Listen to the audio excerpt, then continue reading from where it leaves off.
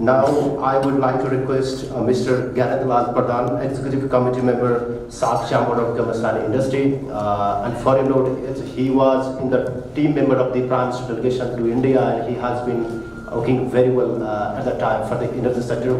I hope he will give us very insightful information on water and energy sector development in between of Nepal and India in 5 minutes. Thank you so much. Honorable Minister, Your Excellency, Secretary and friends.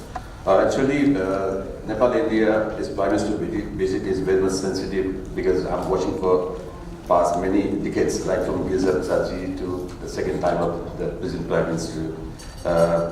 There are many achievements, but many times we forget to count on achievement and we try to see the small mistakes, let's say, our expectations from one side to the side. Each and every time I see the Prime Minister visit is very, very successful, and in the same way, this time also very successful. Luckily, before Prime Minister visit, we were responsible in private sector way to work with the government, Nepal government, what can be the water and energy agenda for the Prime Minister visit. We met a couple of times, our Prime Minister.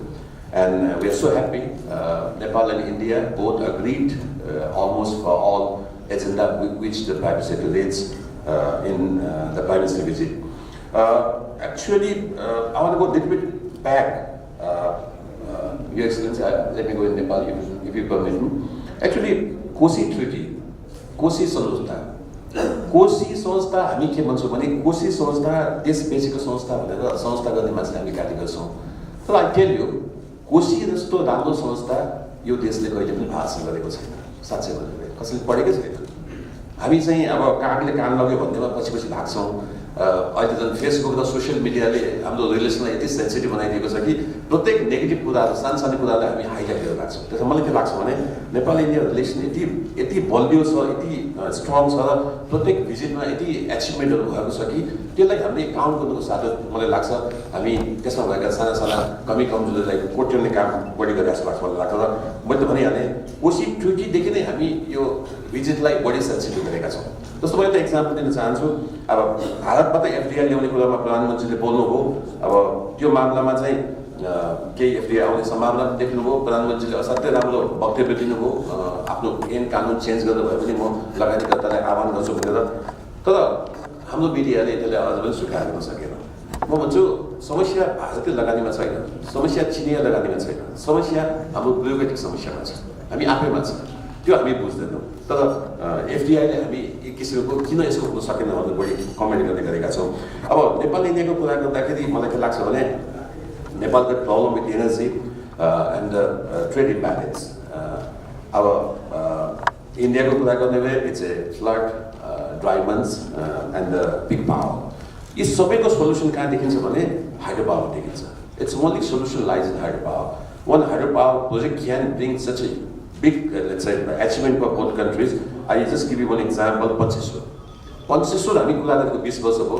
अब prime minister Modi आउनु भएपछि अब हाम्रो नेपाल सरकार र भारत सरकारले चाहिँ यसलाई 6 महिनामा डिपिआर गर्नु भनेको गरी डिपिआर तयार भइसकेको अवस्था छ। 5000 मेगावाट यसको चाहिँ इन्स्टल क्यापेसिटी पुग्ने अवस्था छ।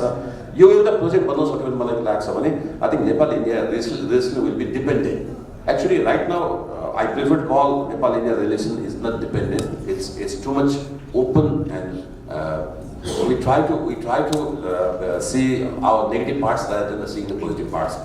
But Pancheshwar can be one, let's say, garland, which will tie these two countries. And this project is so vital for India, and this project is so good for Nepal also. So I'm really hopeful in this visit. पञ्चेश्वरलाई तपाईँको timely अगाडि बढाउने कुरा भएको छ। 20 वर्षमा नभएको कामहरू गएको 1 वर्षमा भएको छ।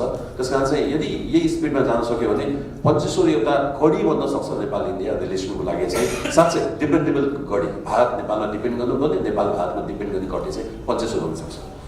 अब त्यस्तै connectivity is the biggest problem naturally. अब त्यो कनेक्टिभिटीमा चाहिँ दुईटा प्राइम मिनिस्टरहरूले अग्री गर्नुभएको छ। यो गोरखपुर बुटोल लाइनलाई चाहिँ कनेक्सन अगाडि बढाउनु भनेर। त्यस्तै अब 132 केबीको लाइनहरू पनि अब नेक्स्ट यो भैरवा सेजको लागि एयरपोर्टलाई चाहिँ लाइन अगाडि बढाउने कुरा अगाडि बढेको छ इन्डियन लाइन अफ क्रेडिटबाट। मलाई लाग्छ त्यसले पनि हाम्रो औद्योगिकरणलाई निकै टेवा पुग्छ भन्ने मैले चाहिँ महसुस गरेको छु। अब 7 कन्ट्रीको कुरा गर्दाखेरि I'm from SAARC chamber, but I'm a bit off the chamber. I'm attending so many programs in India, in Pakistan, in Sri Lanka, Nepal, Bhutan, everywhere. But I think SAARC is a failure. अब यो failure भने यसको पछि लाग्दैन भन्दा why don't we go for the sub-regional concept? Like in Bhutan last year, I built the sub-regional connectivity concept like BBIN. हैन अब BBIN सहिलेसँग connect गर्न सकिन्छ भने फेरि साकै भनेर आफूले देशसँग मात्र बस्नु नै आवश्यक छैन, किनभने अफगानिस्तानसँग हाम्रो कुनै सम्बन्ध छैन, मालदिवसँग हाम्रो कुनै सम्बन्ध छैन, श्रीलङ्कासँग हाम्रो कुनै धेरै सम्बन्ध छैन भने why we don't go with BBIN? So I strongly support. I think this time both Prime Minister talk a lot about BBIN also, where Nepal is part of that. BBIN means naturally Bhutan, Bangladesh, Nepal and India. So regarding regional connectivity, India, Nepal is already connected. Now we will be growing to 1200 megawatt, 1500 megawatt. Bhutan, India is already connected. Bangladesh is buying power from India. So this connectivity is possible. We have already mini SAARC grid. That's a BBIN grid. So I'm very hopeful for this grid also. Next, regarding investment, Nepal not getting investment. People say we are just above Afghanistan. It's totally wrong. We are below Afghanistan in FDI. If we see FDI in power sector, after 2000, Khimki, in 2060 we got 150 megawatt Chinese, let's say, power station in Mansiani. After 16 years, this was the first FDI after 2000 Khimki. So we really need all this investment, and getting investment from US is difficult, getting investment from European market is very difficult, but getting investment from India is so easy because our culture and Indian culture is so easy.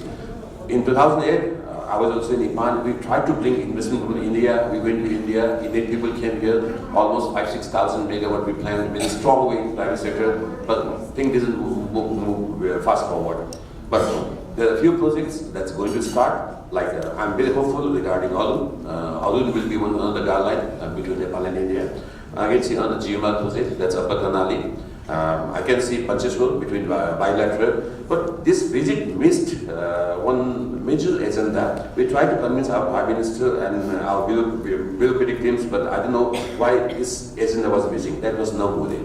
Because last time in our Prachandajiko visit, Namudi was one of the biggest gift given by India. This is 45 billion rupees gift from India to Nepal. I don't know what's the problem with the taking and giving. India is ready to give 45 billion gift to Nepal with nobody. And we are just taking small issues ahead rather than looking for 45 billion grant. 45 billion grant is not small for India. It's not small for Nepal. So I strongly urge Nepal government to go ahead and solve all these small bits and bits rather than saying 45 billion grant. No. This will help Western Nepal in big way for the irrigation, naturally, water control, and of course India will get lots of benefit. And 245 megawatt peak power is too big for this country, naturally. So I see this visit is an opportunity, and in power sector, connectivity is going to get connected in big way. The 1500 megawatt maybe within the next 18 months. After that, 2000 megawatt plus with new second transmission line. FDI, I can see a few Indian investment interest getting interest now in Nepal for big power project.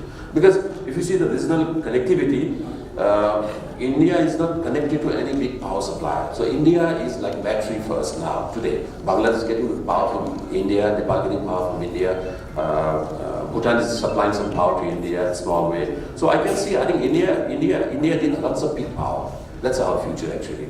India needs lots of, let's say, controlled water. We can go jointly like in Pancheshwar. So I see this Prime Minister visit is really one new milestone in electrical sector. And if we continue like this, I think we need to interact more, we need more meetings, and I really can see in electrical sector, the thing will move fast forward. Thank you.